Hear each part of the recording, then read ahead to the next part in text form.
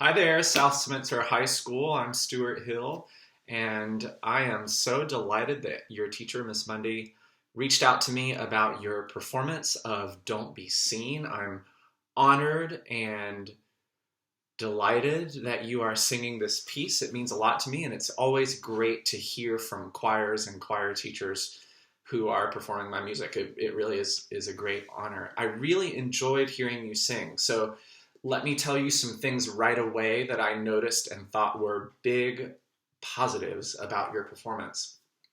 Thing number one is just, I'm a big believer in first impressions. And so I noticed right away just how nice you all look together. You're standing so confidently, your attention is so focused, and that may sound like a small throwaway thing, but I genuinely believe it's not. It left a very strong first impression on me, and you maintained that kind of stage decorum that whole time. And often, because I believe you're going to a Music in the Parks festival, often that's part of what is being adjudicated at those festivals, and I think you're going to be doing great work with that. I also noticed right away what a beautiful legato sound you have. So every syllable, every note feels like it is connected and smooth and leading into the next note, which is beautiful. I especially noticed that with the opening melody at the very beginning, but that kept going throughout, and I think it's wonderful. And I just thought you gave a really nice performance, nice balance between the voice parts. Really enjoyed hearing it. I do have a couple of suggestions for you if you have some time to work on them and to think about them.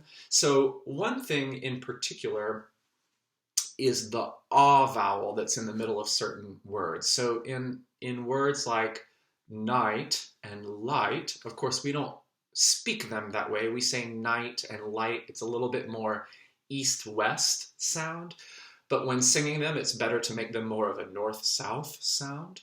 So, fading from the light, enveloped in the night, dark between the stars. There's another one on stars. You might work on focusing those sounds. Those vowels stuck out to me a little bit. And frankly, they do with a lot of choirs I hear. I think that's something all of us have to work hard on, is really getting that right ah vowel. Think about your jaw being totally relaxed. Think about your soft palate here in the back of your mouth being raised. You might even try yawning. Oh, and you never want to sing through a yawn, but what happens when you breathe in to start a yawn is that everything sort of opens up. The jaw relaxes, the soft palate raises, and you can feel that sort of big open space. So think about that, and just think about verticality in that ah vowel. You keep seeing me do this with my hands over and over again. Anytime I'm thinking about an ah vowel, I'm usually thinking about some sort of gesture, whether it's this sort of, I don't know, rocket ship thing that I'm doing. I sometimes ask singers to imagine that they have a large rubber band and to think about stretching it vertically. Fading from the light, enveloped in the night, dark between the stars. I think that'll help you to have an even more polished professional sound. The other thing that I might point out about my own piece, if I can, is that it's kind of a wordy piece and there's a story that you're telling. And so it's really crucial that the audience get the text, because you're sort of telling them the story of this person who's darting through the stars and not being seen. Consonants like p are a really hard one, because when we speak, we tend to sort of de-emphasize those. So when I say a word like keep, I just kind of eat. There's not even a real p sound on the end of that. So one thing you might do, be careful, health and safety and hygiene and all of that, but one thing that you might do is just hold a hand in front of your face and say, keep, keep, keep. And if you don't feel a little puff of air when you say keep, keep, keep, keep, if you don't feel that puff of air, then you're probably not doing enough to enunciate that particular consonant. Singers tend to de-emphasize the p consonant, the k consonant, and the t consonant. So T, C or K, and P. I think one thing you might consider doing is going through your score and maybe lightly circling each of those so that each time you see it, you are reminded to really make those crisp and clear. Then the last big suggestion I have for you is just about dynamic contrast, especially in the refrain. So turn the key so slowly that you don't make a sound. Each of those phrases is kind of a big decrescendo. So it goes like this. Turn the key so slowly that you don't make a sound, don't make a sound. Moving slips, footsteps. Moving footsteps, swift and soft and keen. And then a big one. Fading from the light, enveloped in the night, dark between the stars, don't be seen. And really that last phrase of the refrain really should be not whispered, because that thinking whisper when you sing can cause some bad vocal habits, but it should have a real hushed quality about that. So it'd really turn your attention to those decrescendos in the refrain. And then, of course, in that kind of bridge section, light of the world, and I will not, deep in my bones I know, that part, each new layer should build with intensity. So first we have that baritone part, then we add the alto part on top of it. It's a little louder, a little more intense. Then the soprano part.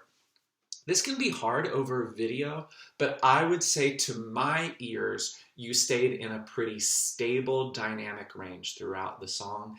And again, to go back to thinking about the story that's being told, in order to really get the audience invested in the story that you're telling, I think dynamic contrast is essential. So think about those ah vowels. Think about verticality. Think about relaxing the jaw. Think about letting the soft palate rise with those. Think about consonants, especially t and k and p. Make sure that you're actually, again, health and safety, don't spit all over each other, but p. If you're not expelling a little bit of air, that puff that you can feel on your hand, probably not enough for those consonants. And then lastly, think about dynamic contrast. That's really going to help the audience invest in the story. I'm really honored that you're singing this piece. I'm so excited that you're taking it to Music in the Park. I'm so excited that you reached out to me. The other thing that your teacher, Ms. Mundy, mentioned to me is that you might like to know a little bit about the background of the piece. And so let me just say a few quick words in this, in the manner of the background of the piece. I often get asked, what is this piece about? And I'm not making a joke when I say, I don't really know. Maybe if any of you create music of your own, or write poetry or stories or any sort of creative activity, maybe you've experienced this. Sometimes you don't really know where your ideas come from. They just come from somewhere. They just occur to you in a little burst of inspiration. So where this piece began was with me playing that piano figure that you hear at the opening. Ba-da-da, ba-da-da, ba-da-da, ba-da-da, ba-da, that. And I started improvising this melody, which became the main melody that you hear at the opening. All of the world lying fast asleep. So it started out with me improvising at the piano, sort of humming. Ya-da-da-da-da-da-da-da-da. And then the story came as a way of taking those musical sounds and making them make lyric sense. And so the story that sort of came to me, and I don't know that it came from any place in particular, was this story about sort of running away. For whatever reason, that's a kind of recurring theme in some of my work. I have another piece out that's literally called Runaway, that is about maybe a more positive and less mysterious version of this same sentiment. I think what Don't Be Seen has come to mean to me, I often get asked if it's about the Underground Railroad, which it's not necessarily, although it could be, because I believe if that's the story you connect to it and that helps you interpret the piece, that's great. I get, similarly, people say it reminds them of the children's book, Follow the Drinking Gourd, which I think is because of the reference to being guided by the stars, because Follow the Drinking Gourd is about using constellations to help navigate through the night. And I certainly knew that book growing up, so I wouldn't be surprised if that was rolling around somewhere in the depths of my brain as I was composing. But I think what it's come to mean to me is just, we all have things that we might want to run away from, and we all have things that we all want to run toward, especially when it comes to leaving behind old things that aren't feeding you, aren't supporting you anymore. That can be leaving behind a relationship, it can be leaving behind a place, it can be leaving behind a bad habit, so that you can, as the altos say, not be swept aside and find your own way. Find something that makes you feel like you're on the right path for yourself. So in a generic sense, I think that's what this text means to me. And if that gets overlaid onto a familiar historical event like the Underground Railroad, that's cool. I wasn't necessarily thinking about that when I went to compose the piece, but it makes sense that people draw that association. What's most important, I think, is that you bring your meaning to it. What are you running from or running toward? What are you reaching for in your life? What are you hoping, whether it's in the middle of the night or otherwise, to set yourself on the path of pursuing? I think that's the most important. So anyway, I've been droning on for apparently over 11 minutes now, so I'm going to let you go. If you have questions about the piece, I certainly welcome them. I love hearing from people about this piece and others. So if more questions arise based on what I've said today, then I hope you will send them my way. Maybe you could give them to Miss Mundy and she could send them to me and I'll write back or something.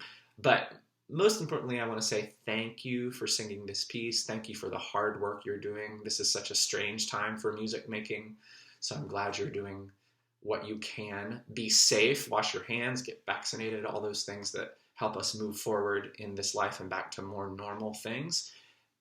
Best of luck with your Music in the Parks trip and performance, and do please let me know what questions you have. Thank you. Thank you so much. Be well.